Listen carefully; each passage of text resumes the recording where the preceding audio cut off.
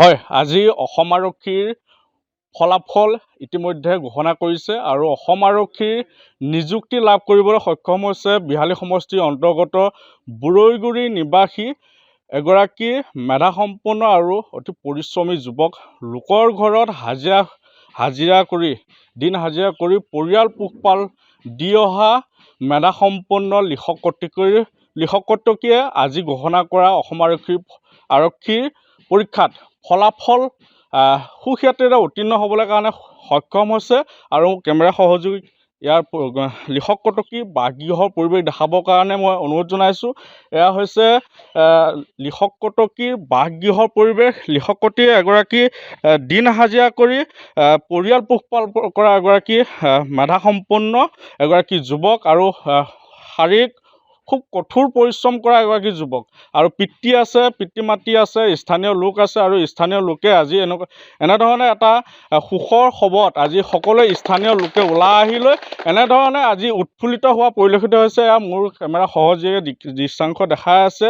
লিখকতকীয়ে আজি এনেধৰণে অসম আৰক্ষীৰ নিযুক্তি লাভ কৰাত স্থানীয় লোকে হাতে হাতে গামোচা লৈ ফুলাম গামোচাৰে অভিনন্দন জ্ঞাপন কৰা পৰিলক্ষিত হৈছে আৰু স্থানীয় লোক সকলো ওলাই আহিছে, উৎফুল্লিত হৈছে যে লিখকতকীয়ে এগৰাকী পৰিশ্ৰমী যুৱক আজি সুদীৰ্ঘ সময় শাৰীৰিক অনুশীলন কৰি আছিলে আৰু দেউতাকেও এগৰাকী দিন হাজিৰা কৰা এগৰাকী ব্যক্তি, দিন হাজিৰা কৰি পৰিয়াল পোহপাল দিয়ে আৰু মোৰ সৈতে লিখকতকী আছে। মই জানিবৰ কাৰণে মই প্ৰয়াস কৰিম। হয়, আপোনাক পোনপ্ৰথমে আমাৰ DA নিউজ প্লাজৰ তৰফৰ পৰা শুভেচ্ছা জ্ঞাপন কৰিছোঁ। হয়, কেনেকুৱা লাগিছে আজি আপুনি অসম আৰক্ষীত নিযুক্তি লাভ কৰিছে? প্ৰথম প্ৰতিক্ৰিয়া কি হ'ব, কেনেকুৱা লাগিছে? হয়, পোনপ্ৰথমে আপোনালোকক ধন্যবাদ জনাইছোঁ আৰু আপোনালোকৰ নিউজৰ জৰিয়তে মই বৰ্তমান যিখন বিজেপি চৰকাৰ আছে, বিজেপি চৰকাৰৰ মাননীয় শ্ৰীযুত হিমন্ত বিশ্ব শৰ্মা ডাঙৰীয়াক মই অশেষ ধন্যবাদ জ্ঞাপন কৰিছোঁ। কাৰণ মাননীয় মুখ্যমন্ত্ৰী মহোদয়ে যিদৰে কৈছিলে স্বচ্ছ নিকা আৰু মেধাভিত্তিত নিযুক্তি পাবলৈ সক্ষম হ'ব, সেই কথা যে তেওঁ প্ৰতিশ্ৰুতি পূৰণ কৰিছে আজি মই নিজেই প্ৰমাণ পালোঁ।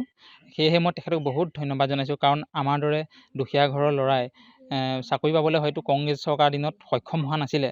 আজি যি বিজেপি চৰকাৰ আহিছে, সেই চৰকাৰখনৰ জৰিয়তে আমাৰ দৰে দুখীয়া ঘৰৰ ল'ৰাই চাকৰি পাবলৈ সক্ষম হৈছে। চাকৰিৰ কাৰণে কাৰোবাক তামোল এখন বা পইচা দিব লগা হৈছে নেকি? নাই, মই কাকো দিবলগীয়া হোৱা নাই। আপোনালোকে চাওক, মোৰ ঘৰৰ আৰ্থিক অৱস্থা ভাল নহয়। কাৰণ মই যিহেতু মোৰ দেউতাও দিন হাজিৰা কৰে, মই আনৰ ঘৰত ট্ৰেক্টৰত যি মাটি বা বালিশিল ভৰ্তি কৰা কাম কৰে সেয়া কৰোঁ, পাতো ছিঙোঁ। সেই তেনেদৰে মই অনুশীলনো চলাই গৈছিলোঁ। সেই তেনেদৰেই মই পাবলৈ সক্ষম হৈছোঁ। মই কাৰোকো এটকাও দিবলগীয়া মোৰ হোৱা নাই। কিমান বছৰ হ'ল কষ্ট কৰি থকা? কিমান বছৰ? হয়, মই আপোনাৰ আজি প্ৰায় 12 বছৰ হ'ল। তেতিয়া আগতে কৰিছিলোঁ, মানে আপোনাৰ ইণ্টাৰভিউ দিছিলোঁ। তেতিয়া যি কংগ্ৰেছ চৰকাৰ আছিল তেতিয়া পাবলৈ সক্ষম হোৱা নাছিলোঁ।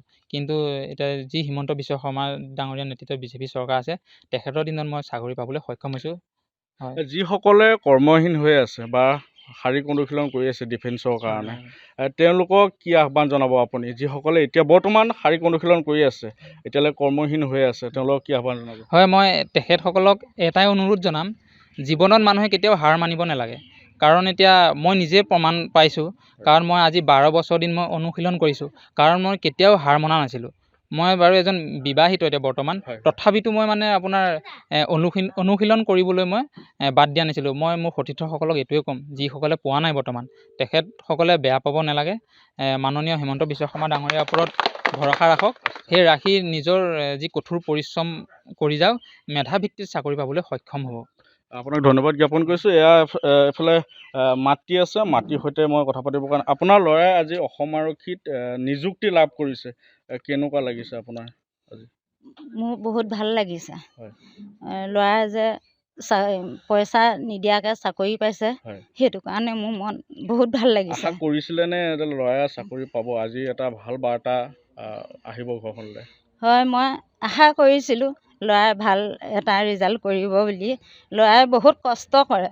ৰাতি 3টা বজাতে উঠি বেলচাত কাম কৰিবলৈ যায় আৰু ঘূৰি আহি কেতিয়াবা দুপৰীয়া সময় পালে ল'ৰাই অধ্যয়ন কৰে। মই কওঁ বোপাই তই পঢ়া শুনা বাদ নিদিবি, বাবাই যিমান কষ্ট কৰি তোক পঢ়াইছে সেইখিনি আমাৰ কথা তই ৰাখিবি। ল'ৰাই সেই কথাখিনি ৰাখি আজি ল'ৰাই এয়া ফলাফল দিয়াৰ কাৰণে মই বিজেপি চৰকাৰক মই বহুত ধন্যবাদ মই জনাইছোঁ। হয়, এয়া আছিলে মাতৃভাষ্য আৰু মাতৃয়ে সুখৰ চকুলো বুলি ক'ব লাগিব। আজি সকলোৱে আনন্দিত হৈছে, উৎফুল্লিত হৈ এনেধৰণে ওলাই আহিছে। আৰু এইফালে পিতৃ আছে, পিতৃৰ সৈতে মই অকণমান কথা পাতিম। হয়, আজি আপোনাৰ ল'ৰাই চাকৰি পাইছে। হয়, নমস্কাৰ।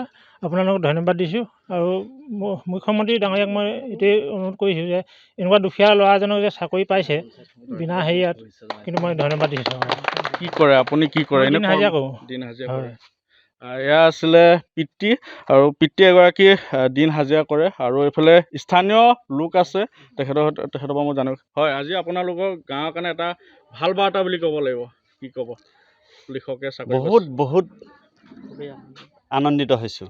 কাৰণ আজি ইমান এটা ভিতৰুৱা অঞ্চল, আপোনালোকে হয়তো ইয়াত আহি উপবিষ্ট হওঁতে অনুভৱ কৰিছে কেনেকুৱা এটা ভিতৰুৱা অঞ্চল।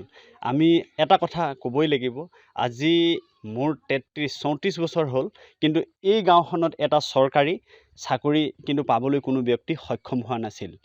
আজি ইমান ভিতৰুৱা অঞ্চলৰ পৰা ইমান শাৰীৰিক পৰিশ্ৰম কৰি দৈনিক 300-400 টকা মজুৰিত তেওঁলোকে এই উকা পজাটোত যি তেওঁলোকে সহপৰিয়ালে জীৱন নিৰ্বাহ কৰি আছিলে, আৰু তেনেস্থলতে তেওঁ নিজৰ শাৰীৰিক অনুশীলন কিন্তু কোনোদিনে কমাই দিয়া নাছিলে।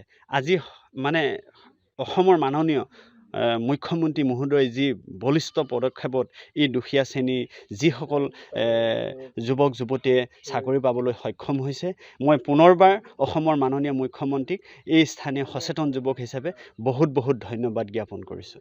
এয়া আছিলে স্থানীয় লোকৰ মন্তব্য, আৰু ধন্যবাদ জ্ঞাপন কৰিছোঁ আপোনাক। আৰু এটা কথা ক'ব লাগিব যে লিখক কটকীয়ে বহু পৰিশ্ৰম কৰি আজি সফলতাৰ মুখ দেখিছে। আৰু এয়া আছিলে পিতৃ মাতৃ আৰু লিখকৰ পৰিয়ালৰ বাকীহ পৰিৱেশ। আৰু লিখক কটকীক আমাৰ ফালৰ পৰা শেষত শুভেচ্ছা তথা অভিনন্দন জ্ঞাপন কৰিছোঁ। লিখকে অসম মাতৃৰ কাৰণে সেৱা আগবঢ়াই যাওক, তাকে কামনা কৰিছোঁ। পুনৰবাৰ লিখক কটকীলৈ শুভেচ্ছা জ্ঞাপন কৰিছোঁ। যিকোনো খবৰৰ বাবে যোগাযোগ কৰক 7099017330, লগতে 7099017110 নম্বৰত।